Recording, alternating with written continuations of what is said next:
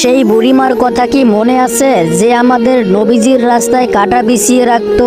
মায়ের নবী ফজরের সময় মসজিদে যাবার সময় কাঁটাগুলি হাত দিয়ে সরিয়ে সরিয়ে তারপর মসজিদে যেতেন। ওই বুড়িমা রাতের অন্ধকারে রাস্তার মধ্যে কাঁটাগুলো পুঁতে পুঁতে রাখতেন। একদিন সর্বপ্রথম যেই দিন নবীজি বুঝতে পারেন নাই, সেই দিন ওনার পায়ের তলা থেকে 40টার মতো বিষাক্ত কাঁটা তিনি বের করেছিলেন। এরপর ওই নবীজি কাঁটাগুলোকে দু হাত দিয়ে সরিয়ে আমাদের নবী, রহমতের নবী মসজিদে যেতেন। একদিন আমার নবী দেখলেন রাস্তায় কোনো কাঁটা নাই। তিনি জিজ্ঞেস করলেন, আজ রাস্তায় কোনো কাঁটা নেই কেন?